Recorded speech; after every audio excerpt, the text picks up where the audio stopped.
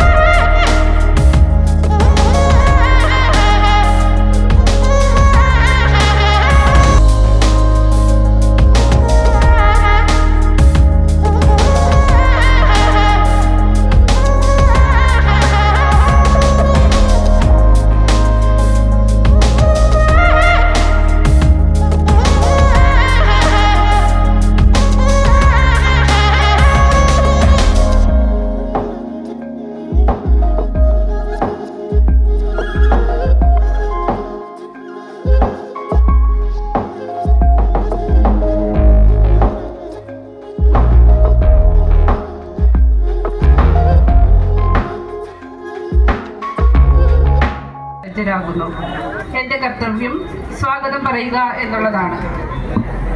ആദ്യമായി അധ്യക്ഷ പദവി അലങ്കരിക്കുന്ന മഹിളാ കോൺഗ്രസ് പേരിയ മണ്ഡലം പ്രസിഡന്റും പഞ്ചായത്ത് വൈസ് പ്രസിഡന്റുമായ ശ്രീമതി റേച്ചൽ ജോൺസിനെ വളരെ സ്നേഹത്തോടെ സ്വാഗതം ചെയ്യുന്നു. അടുത്ത വിശിഷ്ട വ്യക്തികളെ, ഇവിടെ ആയിരിക്കുന്ന മഹിളാ കോൺഗ്രസിൻ്റെ എല്ലാ ചുമതലക്കാരെയും അതോടൊപ്പം തന്നെ ഇവിടെ കൂടിയിരിക്കുന്ന ഏവരുമേ, നമ്മളിന്ന് ഈ യാത്രയുടെ ഉദ്ദേശം ലഹരിക്ക് അതീതമായുള്ളൊരു യാത്രയാണ്. ഇന്ന് നാം കാണുന്ന ഈ കേരളം ലഹരിയിൽ അടിമപ്പെട്ട് കിടക്കുന്ന ഒരു കാലത്താണ്. ലഹരി ഉപയോഗം കാരണം നമ്മുടെ സഹോദരങ്ങളെ, നമ്മുടെ സമസൃഷ്ടങ്ങളൊക്കെയും ഇന്ന് സുബോധം നഷ്ടപ്പെട്ട് മാതാപിതാക്കളെ, അതിലുപരിയായി സഹോദരിയായിട്ട് കാണാൻ പറ്റാത്തൊരു കാലം. ഈ ലഹരി ഉപയോഗിക്കുന്നതിലൂടെ പലവിധ പ്രശ്നങ്ങൾ അനുഭവിക്കുന്നവരെ സമൂഹം ഇന്ന് ഭയത്താൽ ജീവിക്കുന്നു. ഇന്ന് സ്ത്രീ സമൂഹത്തിന് ഭയത്തോടെ ഇറങ്ങി നടക്കുന്ന ഒരു കാലഘട്ടം. അതിനൊക്കെ അതിജീവിക്കാൻ വേണ്ടി ആണ് ബഹുമാന്യ MP ഈ യാത്ര. സംഘടനയ്ക്ക് ഇതുവരെ ചെയ്യാൻ കഴിഞ്ഞിട്ടില്ലാത്ത വലിയ ഒരു ദൗത്യമാണ് ബഹുമാന്യയായ അഡ്വക്കേറ്റ് ജെബി മേത്തർ MP-യുടെ നേതൃത്വത്തിൽ മഹിളാ കോൺഗ്രസ് ഏറ്റെടുത്തത്. മഹിളാ കോൺഗ്രസിൻ്റെ ഒരു ദൗത്യം ഗ്രാമങ്ങളിൽ വരെ എത്തിക്കാൻ കഴിഞ്ഞ 9 മാസമായി ഒരുപാട് പ്രതിബന്ധങ്ങളെ തരണം ചെയ്തുകൊണ്ടാണ്. ഇപ്പം എല്ലാ പഞ്ചായത്തിലും ഇത്രയധികം സ്ത്രീകൾ പങ്കെടുക്കുന്നുണ്ട്. മറ്റ് സ്ഥലങ്ങളിൽ നിന്നുള്ളവർ വരുന്നതുമില്ല. ഞാൻ പെരുന്നാട്ടുകാരോട് പറഞ്ഞപ്പോൾ പറഞ്ഞു അത് പേരയത്തുകാർ മതി എന്നാണ്. അപ്പോൾ അതുകൊണ്ട് ഇവിടെ ഇരിക്കുന്നവരെല്ലാം പേരയത്തുകാരും മാത്രമാണെന്നുള്ള കാര്യം ഞാൻ പ്രസിഡന്റിനെ അറിയിക്കുകയാണ്. കൊറ്റങ്കരയിലുള്ളവരോട് പറഞ്ഞപ്പോൾ അവരും പറഞ്ഞില്ല ഞങ്ങൾ പെരുന്നാട്ടേക്കില്ല. നീ ചിലപ്പോൾ വീട്ടിലെ ഉത്തരവാദിത്തങ്ങളും മറ്റ് കാര്യങ്ങളും ഒക്കെ ഉണ്ടായതുകൊണ്ട് ഒരു സ്ഥലത്തുനിന്ന് വീണ്ടും അടുത്ത സ്ഥലത്തേക്ക് കൂടെ വരാനുള്ള പ്രയാസം കൊണ്ടായിരിക്കാം.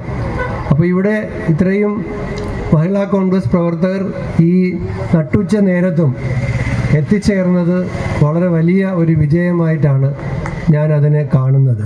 നിങ്ങളെ ഞാൻ പ്രത്യേകമായിട്ട് അഭിനന്ദിക്കുകയാണ്. ഈ യാത്ര പഞ്ചായത്ത് ഇലക്ഷൻ്റെ തയ്യാറെടുപ്പ് നടത്തുന്ന കോൺഗ്രസ് പാർട്ടിക്ക് നൽകുന്ന ഊർജം വളരെ വലുതാണ്. ആ പദ്ധതിയിൽ 2020 ജനറൽ കാറ്റഗറിയിൽ പേരയം പഞ്ചായത്തിൽ നമുക്ക് എത്ര പേർക്ക് വീട് കൊടുക്കാൻ പറ്റിയിട്ടുണ്ട്?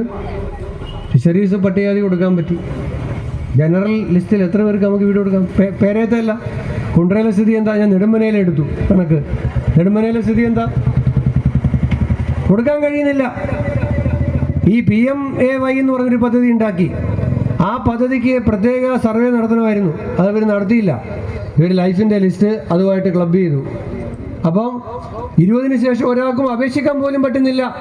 20-ൻ്റെ ലിസ്റ്റിലുള്ളവർക്ക്, ആ ലിസ്റ്റിലുള്ളവർക്ക്, ജനറൽ കാറ്റഗറിയിൽപ്പെട്ടവർക്ക് ഒരാൾക്ക് പോലും വീട് കൊടുക്കാൻ കഴിയാത്ത വാർഡുകൾ എല്ലാ പഞ്ചായത്തിലും ഉണ്ട്. ഇതാണ് ഭവന പദ്ധതിയുടെ അവസ്ഥ.